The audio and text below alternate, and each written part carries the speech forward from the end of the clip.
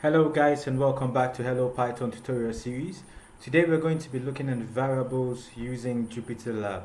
So if you have your Anaconda Navigator downloaded and running, open Jupyter Lab. So I have my Anaconda Navigator running here and this is my Jupyter Lab. If you don't see the launch button, you see an install button, so please do install it so you can launch it.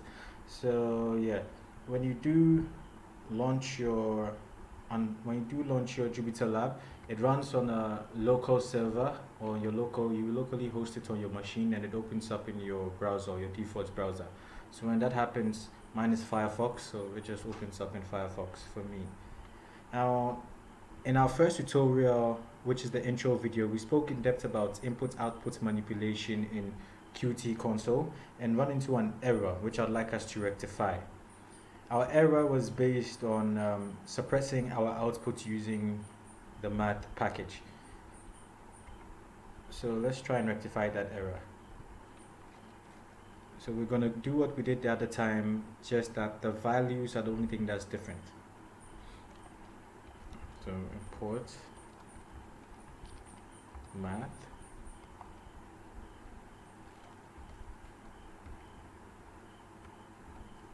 hit enter, and we're going to declare it as a variable name called math1. Whatever we're going to do, we're going to store it inside this variable name called math1. So we're going to call the math, and then inside we're going to call the sign method, and we're going to put a value of 30 inside the sign method. Then we're going to add that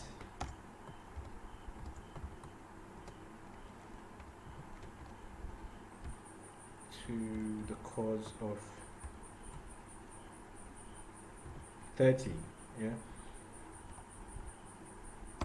So when we talk of suppressing outputs, it means we don't want to see the actual value or the actual output is going to get. We just want to find some other answer from it without having explicitly seeing what is in the output. So first I want us to print out the output, then from there we will suppress the output and see what we're actually doing. So let's print out the output here.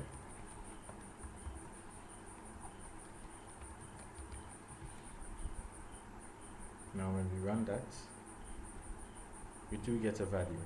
Yeah. So suppressing outputs, let me just copy this here and copy that there. And I'm going to take this out. Now the key to suppressing your output is a simple semicolon. When we put that there, we're good to go. So when we hit enter, now we can ask the question, right? Is there 14 in our output? I think that should give us false. In out, not output, forgive me. And then we run that. We should get a false. So we do get a false, which is a Boolean answer. So the question we're asking is like going to a shop and asking that and hey, do you guys have milk? Yes, no, okay. Saves you a whole lot of time doing certain things, right? True. So that has rectified our error from the last video. And guys, don't be afraid when you run into bugs or you run into errors. That's part of programming. There's no way you will not run into bugs when you're programming. Half of the time you're solving bugs. I'm telling you. So it's good to just don't give up when you run into errors. Just push on and things will get going. So let's go into our main topic for today, which is variables. Now first of all, what is a variable? A variable are words that store a value. Simple as that. It's really easy to define a variable and set a value to it, right? So let's say I have a value of 10, which is 10. A value of 10, which is 10, right? And I want to store it into a container called 10 again, right? So when I want it, I don't have to explicitly call this 10, but when I call whatever I'm storing it inside, it should give me the value of 10. So how do we go about that? We just say 10, that's declaring our variable. So once we declare our variable, we now need to put in a value. So 10, and then we put in the assignment key. Now equals to is called the assignment key or assignment operator because it's basically assigns a value to a variable. It doesn't mean it's not equal, it's not equating it to a variable, it is assigning it to a variable. Now, in programming, when we say double double, we are equating it to a variable, right? But when we say one equal sign, that means that we are assigning. So this is an assignment operator. So we are assigning the value of 10 to our container called 10. So when we store that, now we want to see when we call 10, what's the value stored in 10? So print out 10.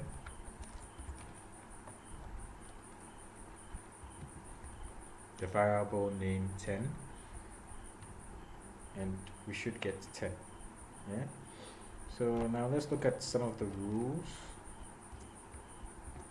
Let's look at some of the rules for variable naming.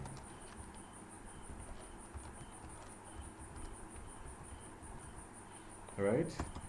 Now, variable names must always start with either a letter or an underscore. Period. No two ways about it. Either a letter or an underscore. If you can understand that and you can move with that, it's good to go. So any letter. So I can assign it to A is equals to 1, 2, 3, and that should work. I can also say underscore dash underscore A is equals to 5, 6, 7, 8, and that should also work fine. Let's give it a space so it looks nice. Alright. So when you run these two, which are the rules? You can either use a letter for your naming convention of a variable, or you can start with an underscore, right?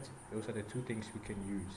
So when we run that, we don't get an error, which means that everything was stored perfectly. How do we see that?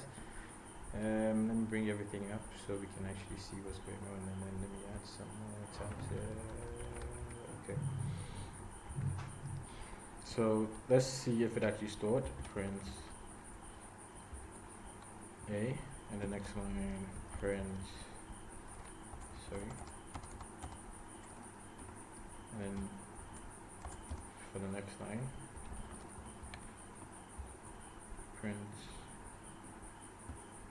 underscore A. Now when we do that, we should get values for both, which is right. As you can see, those are the values we stored into A, and the one we stored into underscore A. So those are proper naming conventions that you should use for anything you're doing, and it will actually work. So those are how to set your variable names. Now, what are the don'ts in storing variable names? You can't use a letter.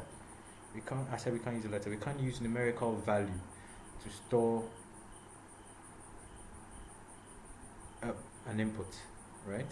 So we can say something like 3a is equals to 1, 2, 3. This should give us an error straight up, because the numerical value, we cannot start. You get a syntax error or invalid syntax. Yeah, because we cannot start with a numerical value, and we cannot also start with a symbol. When you start with a symbol, it just also doesn't work. Is equals to 1, 2, 3. We get a syntax error. So let's go back to variable naming rules once more and look at it. We can only declare variable names with what? A letter or an underscore before anything else. And that's actually the proper naming convention. Now, what are the don'ts? We don't start a variable name with a letter or a symbol, which will give us an error. We can have a long naming convention as we want, as long as we space it out with underscores, right? So we can have one like have underscore. I can even put in a numerical value now because it's not at the beginning, it's in between, so that should work, suffice. And with in as equals to 1, 2, 3. Print. I'm going to type that again, just going to copy and paste that there.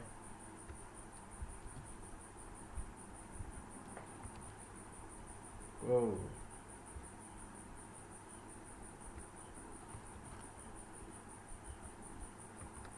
Okay.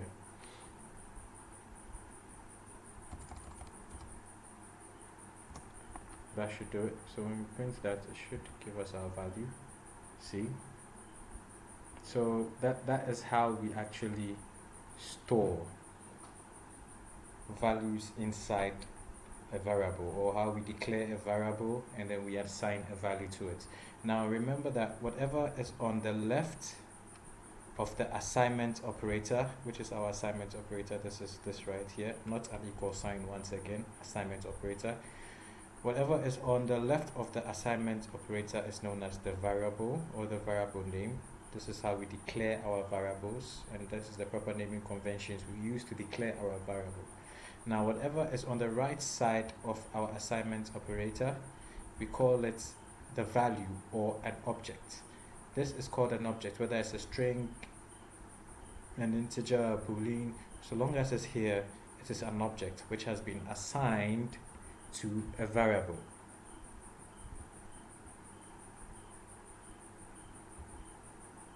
Let me just undo that. Okay. So an object or a value is assigned or given to a variable name or a variable. Then we can print it out and we do see our value, right? So let's look at how we can store different data types into variable names. But remember, we're going to look at, we're not going into data types that much, we're just giving a small intro into this. The next video, we're actually going to go in depth into, we're actually going to go in depth into data types. So let's just say for an integer, so for data types we have integers, we have strings, we have boolean, and we're going to look at examples of each just to scratch the surface. So this is an integer.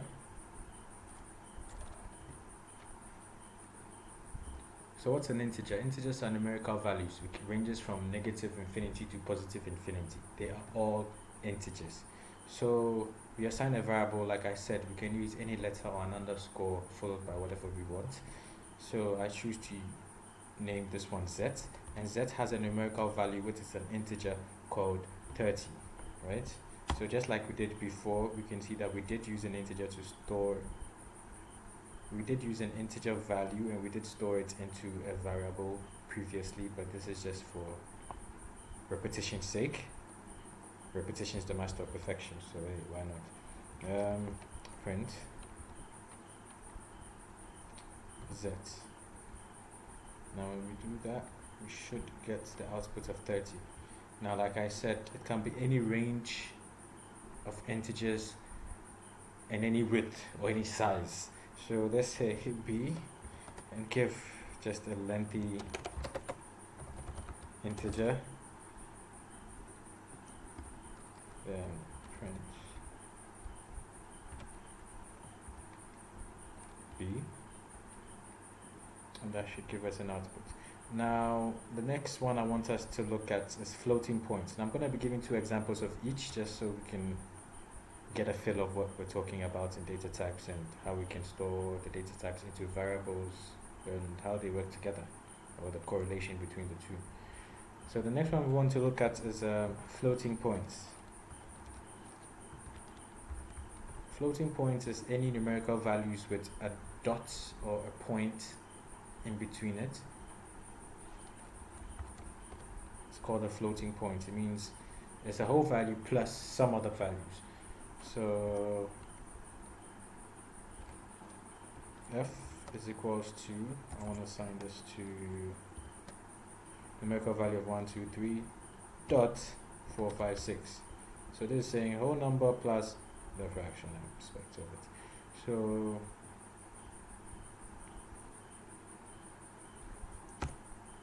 we're just going to print this one out, and the next one we're just going to run through it. Print f. So when we print f, we should actually get the actual value. Yeah, so the next float can be pi, which we all know. I'm going to declare it as pi, pi. You can give it any name you want. I could try to, I'm just going to call it pi. Pi 0.14, 3.14, and if we do print that, we should get it, but I want to see if it's actually assigned. So if we run without hitting an error, then it's actually working. So that means it's working. Now the next one I want us to look at is strings or string values. Now what are strings? String is any length of characters or any length of, not characters because we have characters there, but any length of words or, any mixture of words with numerics, so long as it has quotation marks, it is a string. Anything within quotation marks is a string, basically. That's the best way I can put it down for you. Anything between quotation marks, whether double quotes or single quotes, it is a string. So let's give examples of that. C is equals to, let's use single quotes. There's no difference between single quotes and double quotes, which we will see later on. So just give it a nice spacing there. Let's say 1, 2, 3. Now even numerical values within a quote is a string. Right? So let's hit enter there and let's print. Let's print this out and let's see.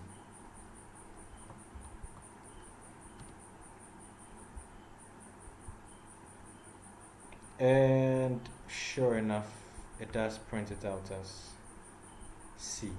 Now we can also check the type to see, but then we'll look at that later on. So let's look at other examples of strings. Like I said, anything within the quotation marks are strings. Pretty label string out there. So I'll call this one string 1. I'll give it equals to, I'll assign it, not an equals to, mind me.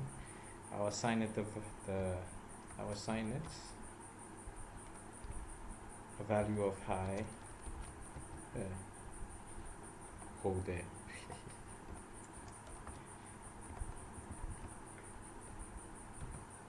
High there. Now variables can also store strings as we're seeing.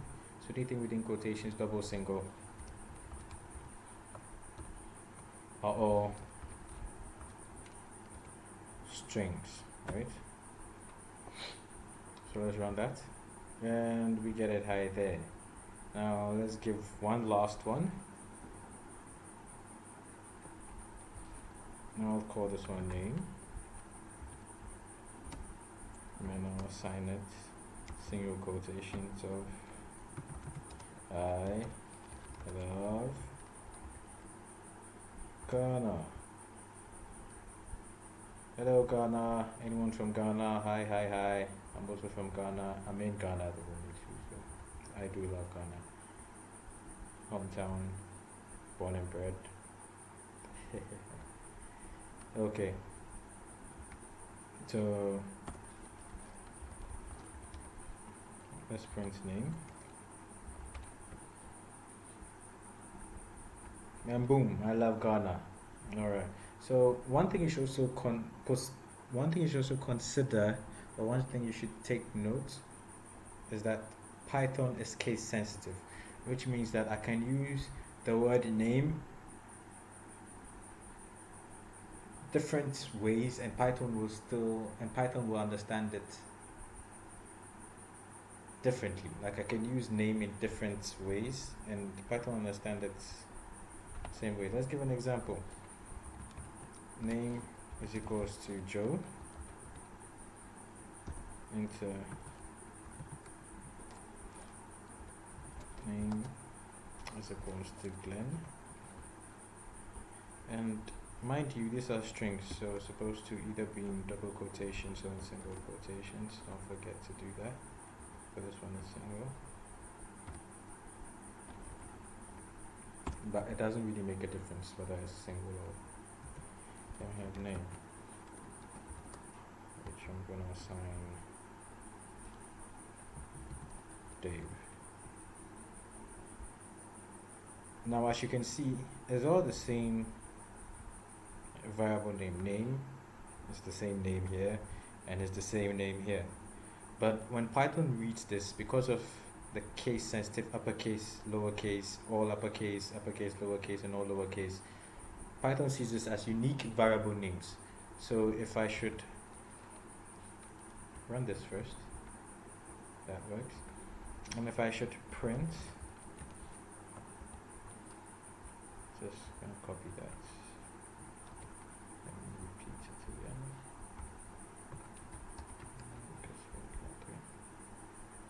Then we say name,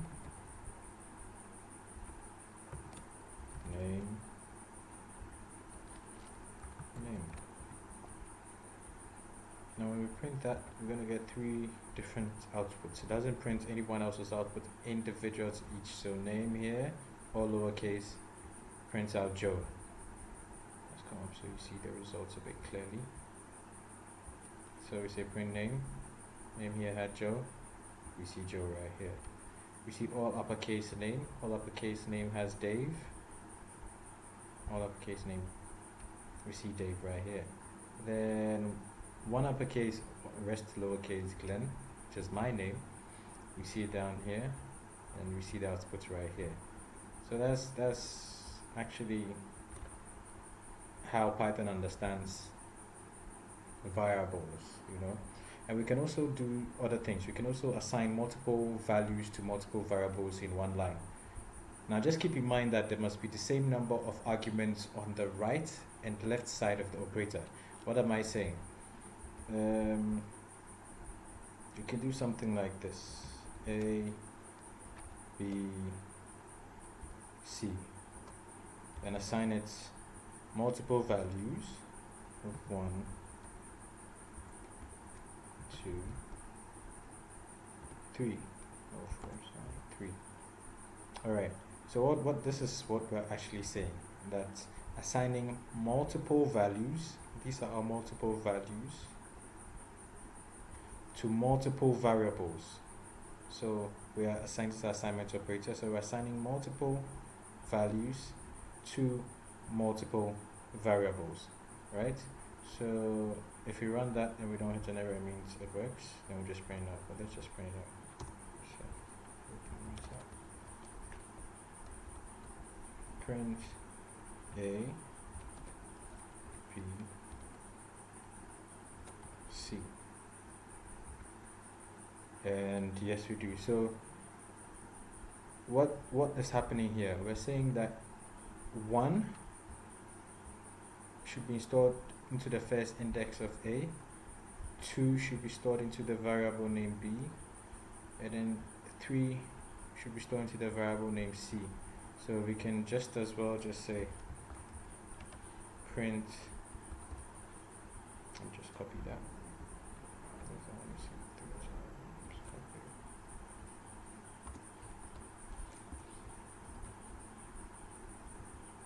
A, print C, and B. Now what is this doing? This is actually going to print each individual value in each individual variable. So I've split everything that we have joined here, A, B, C, that we've declared in one line, into pulling them out individually. Now this same assignment here could have been done saying A is equals to 1, enter B is equals to 2, and C equals to 3. It's the same thing, but we're just doing everything on one line. Yeah, and this really makes it beautiful, you know. So we'll just delete that. We'll come down here and run this, and then we're getting them out individually, right? Yeah. So something just popped up on my screen. Let me just take that off. All right. So we can see 1, 2, 3, 1, 2, 3, right? So we have stored multiple values to multiple variables. Yeah, so remember the rule was that they have to be the same length. So if we're taking back our old value of A, comma B,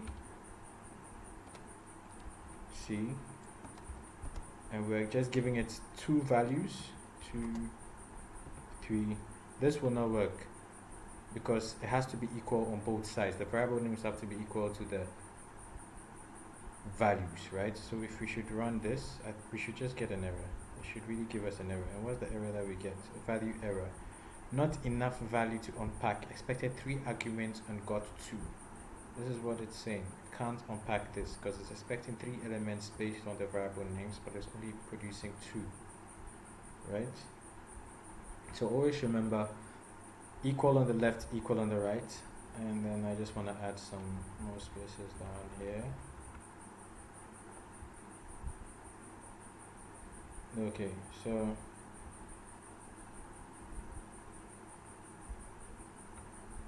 that's okay.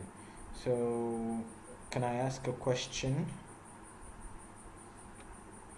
What if I have a number of values assigned to my variable? Yes, I don't, when I print out my variable names, I don't want to explicitly see an input.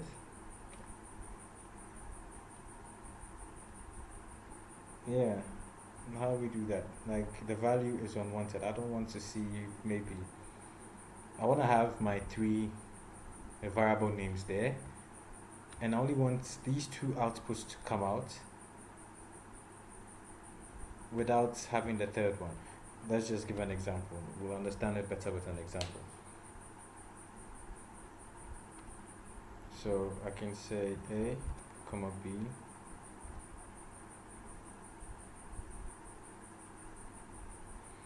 And let's say I don't want to use a third variable name, right? But I need it to be there so that I want to get an error like we're getting previously, right?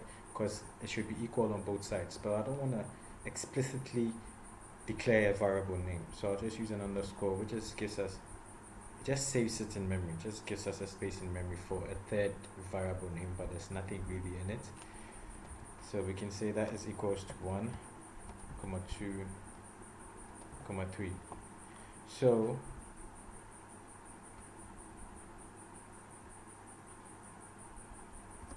now I can print A, comma B, comma B, right? And we should get an output 1, 2, and it's kept out what? 3. Our output is what? A's assignment. A1 was assigned to A, that's it. 2 was assigned to B, and not a value or underscore was assigned to 3. And when we print AB, we get 1, 2. So that's a nice way. And remember, when we are doing this type of convention, it should be equal on both sides, no matter what you do. If it's 3 variables, it should be 3 objects or inputs, right? Yeah. So another thing we can also look at is, another nice thing to really look at is cascading assignments. Cascading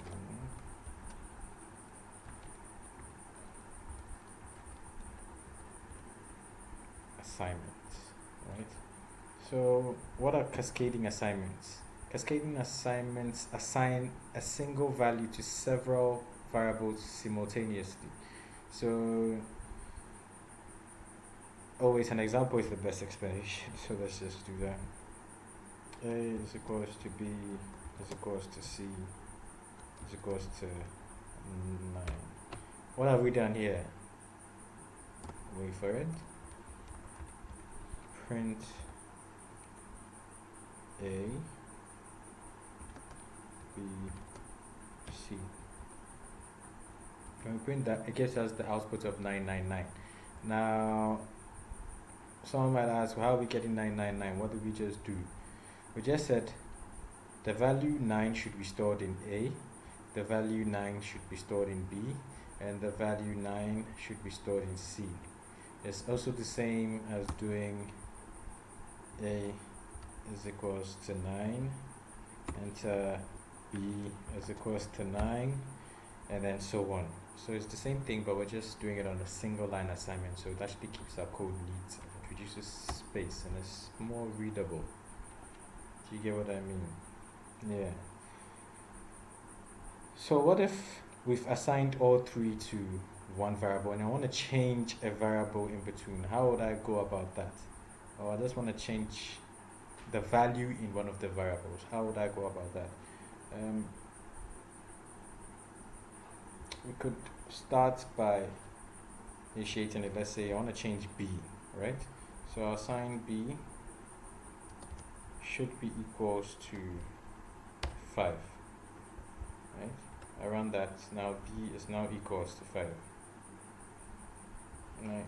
So now let's print our ABC again and see if it has changed or not. Print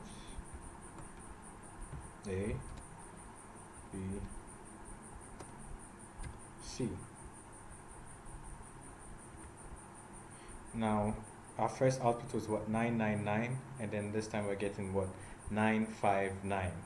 So this is a nice way of reassigning a variable once it has been assigned to something else. We can just take what it has been assigned to, assign it something else, and that is done. So this concludes our tutorial for variables. Hope you guys enjoyed it. Next, we're going to be looking at data types or data structures, if you talk about that, data types, and how that really conforms with the variable name, so how it links to variable names, and then we build from there going on. So I hope you've enjoyed this tutorial series. Please subscribe and like in the description below, and I'll see you in the next video. Peace.